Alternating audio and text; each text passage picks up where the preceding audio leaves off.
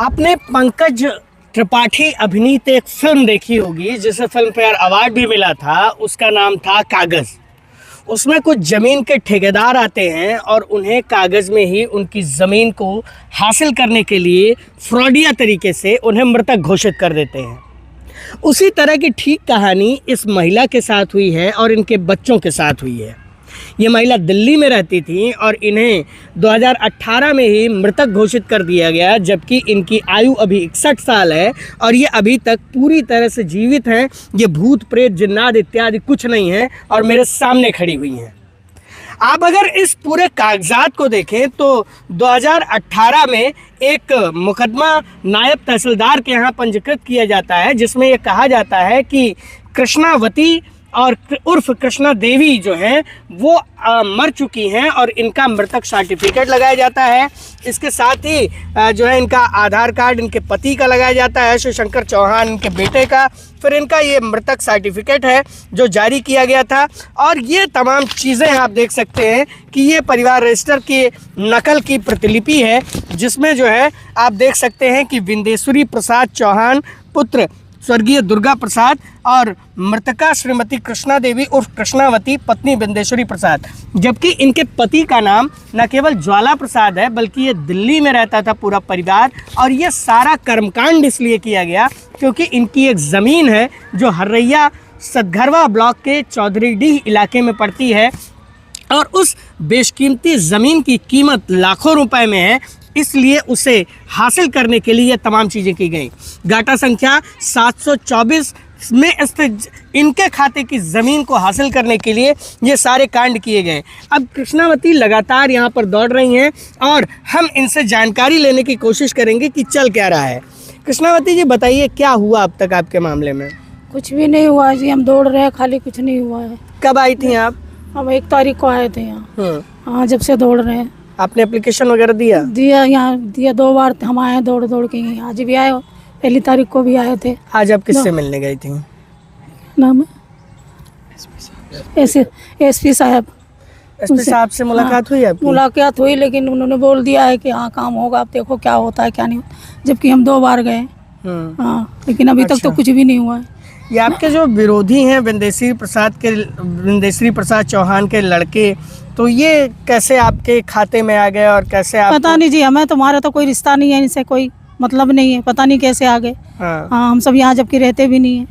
हाँ, कभी कदार आए और चले गए, पता नहीं किस तरीके से इन्होंने करवा लिया बेनामा अपना। हाँ, हमें पता ही नहीं। आपको मृतक भी घोषित कर दिया? मृतक भी घोषित कर दिया 2018 में। 2018 में, अभी जबकि हम जीवित बैठे हैं, बताइए। फिर 2024-25 में आप जिंदा भी हो गए। हम मर के भी।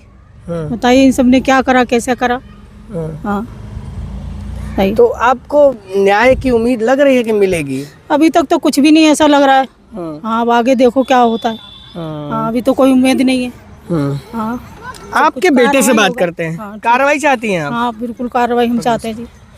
क्या नाम है आपका? मेरा नाम ताहर सिंह है। कितने भाई हो ताहर सिंह तुम? मैं और मेरे बड़े भाई, मैं छोटा वो बड़े हैं। अच्छा, आप और कितने भाई बहन हो? 2 बहन 2 भाई, टोटल 4 बच्चे। आप इस कागज को देख रहे हो तो कितने भाई बहन हो गए आप? इसमें कि अगर मैं इस प्रतिलिपि जो परिवार रजिस्टर नकल है इसके हिसाब से तो हम 2 भाई और जुड़ गए इसमें। अच्छा, 2 भाई और जिनसे हमारा कोई आमना सामना कभी नहीं हुआ है। आप किस जाति से आते हैं? हम अनुसूचित जनजाति से आते हैं। अनुसूचित जाति से आते हैं। और ये किस जाति से आते हैं? ये तो जैसे इसमें आप देख रहे होंगे चौहान। ये चौहान जाति से आते हैं। तो कभी कोई शादी विवाह या कुछ इस तरह का कोई कार्यक्रम हुआ इनके लोग के यहाँ आपके खानदान से पहले, कभी 200-400 साल पहले? ऐसा कहीं भी हुआ ही नहीं है, ऐसा है भी नहीं, क्योंकि हम लोग जो है अपना खान पान जैसे भी हम लोग जो गांव में नहीं अपना शहर में रह के दिल्ली शहर में लेके करते हैं। क्योंकि गांव में हमारे पास खाने पीने की सुविधा तो है नहीं, तो हम अपना पालन पोषण जो है भरण पोषण वो हम दोनों भाई अपने दिल्ली से करते हैं। तो हरिशंकर चौहान और शिवशंकर चौहान को कैसे जानते हैं आप? मैं तो इनका नाम भी पहली बार सुन रहा हूँ। यहाँ तक कि मेरी माता जी भी और मेरे पूरे परिवार वाले ये सब नाम पहली बार सुन रहे हैं। अच्छा, आपका घर कोई नीलबाग में भी है? नहीं जी। आप कहाँ के रहने वाले हैं? जैसे हमारा जो गांव है वो अजमनगर है। अजमनगर लुचैया बलरामपुर। ठीक है। और बस हमने जैसे मैंने बताया कि हम लोग जो है खाने पीने अपने भरण पोषण के चक्कर में दिल्ली में रहते हैं। और हमारा दिल्ली से अजमनगर में आना जाना जो है करीबन 2-4 दिन के लिए ही होता है साल भर में, या 10 ज़्यादा 10 दिन, इससे ज़्यादा नहीं होता है। और आप देख सकते हो इन्होंने अपनी जो भी प्रतिलिपि दे रखी है यहाँ पर, इसमें हमारे लोगों का और भी नाम बढ़ा के दे रखा है। हमारे लोग में, हमारे परिवार में ऐसे और कोई लोग हैं ही नहीं, और हमें इसके बारे में कुछ पता भी नहीं है। तो अब देखिए, इनके आपके मुकदमे को तो खारिज भी किया है नायब तहसीलदार ने। हाँ, क्योंकि इसमें जो है जैसे कि आप देख सकते हैं, इन्होंने हमारी जो माता जी अभी तक जीवित है, इन्होंने इसमें यहाँ पर इनको मृत भी घोषित कर रखा है, कृष्णावती को। अब ये कहाँ से आया, कैसे आया, ये तो हम नहीं जानते हैं। इन्होंने हमारी ज़मीन के चंद टुकड़ों के लिए ऐसा करा है।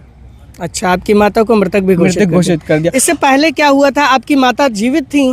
नहीं, मेरी माता नहीं, बैनामा कैसे हुआ आपकी ज़मीन का, जो फर्जी तरीके से बैनामा हुआ है? वो जैसे मैं बता रहा हूँ, ये जो देख सकते हैं आप, बैनामा किया जाने की जो दे रखे हैं, इन्होंने 2023 में खारिज कर दिया है। ठीक है, लेकिन फिर उन्होंने फिर माता जी को जिंदा करके और हमारे गैर मौजूदगी में वो ज़मीन को, आपकी कोई दूसरी माता जी पैदा करके, अब ये पैदा करके या बनाए पेपरों में या कैसे करके, उन्होंने धोखाधड़ी करके, फर्जीवाड़ा करके, 420 करके, ये सब दोबारा से 2024 में बैनामा करवा लिया है। 2024 में। और जिन्होंने ये बैनामा करवाया है, आजकल उनका कहना था कि मेरे यहाँ वो 4-5 साल से गांव ढूंढ रहे हैं, नहीं मिल रहा है।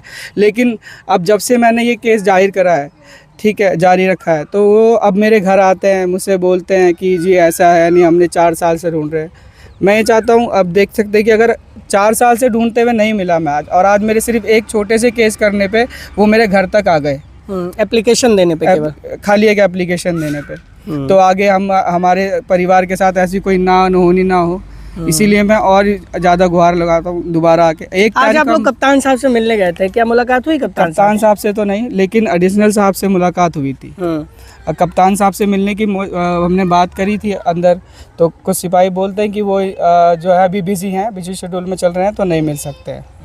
मुलाकात कप्तान साहब से नहीं। एडिशनल साहब ने क्या कहा? एडिशनल साहब मैंने जैसे बताया कि हम पिछले 1 तारीख को, नवंबर की 1 तारीख को भी आए थे, तभी भी उन्होंने यही बोला कि हाँ ठीक है, देखते हैं आगे मुकदमा थोड़ा सा जैसी होगा वो आगे कार्रवाई करेंगे। लेकिन फिर आज 17 तारीख को हम दोबारा आ रहे हैं और आते रह रहे हैं। उसके बाद जो है अभी तक कोई भी इसमें प्रतिक्रिया तो नहीं। कहीं कोई फोन फान आया, कुछ ऐसा हुआ? पुलिस हमारे पास एक दो जगह से फोन आया, जैसे तो आपके घर पहुंच गए जैसे? हाँ, नहीं, विपक्षी पहुंच गए, लेकिन जो हमारे सिपाही हैं वो सिर्फ या पुलिस वाले जो बलरामपुर पुलिस थाने से कहीं से ही बोलिए, उन्होंने हमारे पास सिर्फ 1-2 बार फ़ोन करके कि ये जी आपने एप्लीकेशन दी है, हमने बताया हाँ जी हाँ दी है, इस तरह से उन्होंने फ़ोन की क्वेरी करके बस छोड़ दिया है।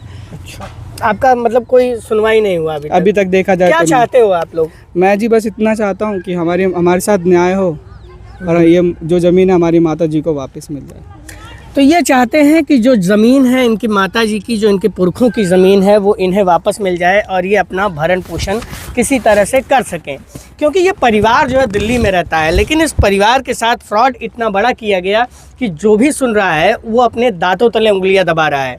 अब बलरामपुर ज़िले में भूमाफिया और जो दबंग किस्म के लोग हैं वो किस तरह से सक्रिय हैं, इसका ये जीता जाता उदाहरण ये कागज़ स्वयं में है।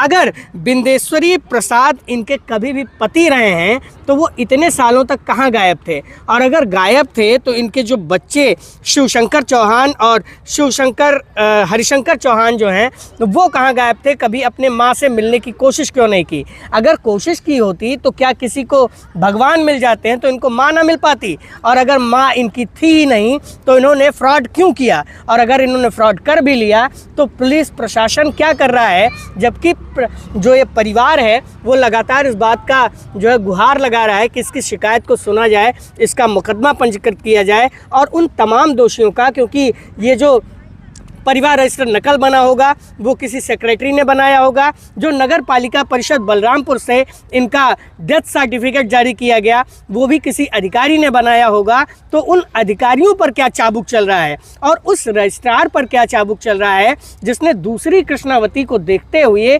इस कृष्णावती की ज़मीन को न केवल बैनामा कर दिया 4 ओबीसी लोगों के पक्ष में, जबकि जो है इनकी जो मालियत थी ज़मीन की उसको भी नहीं दिया गया। महज वो 20,000 रुपये में इनकी ज़मीन का बैनामा करवाया गया था। तो आप इन सारी बातों को समझ सकते हैं और तमाम चीज़ों को देख सकते हैं कि हालात किस तरह से हैं। फ़िलहाल ये परिवार इस बात की कप्तान और तमाम उन आला अधिकारियों से गुहार लगा रहा है कि इनकी समस्याओं को सुना जाए और इनके निस्तारण के प्रारूप में इनको ले जाया जाए, क्योंकि ये दौर तो काफ़ी दिनों से रहे हैं लेकिन उसमें कुछ ऐसा ठोस होता नहीं दिखाई दे रहा है जिससे इन्हें भविष्य में इस बात की आशा जग सके कि इनके साथ कुछ अच्छा होगा।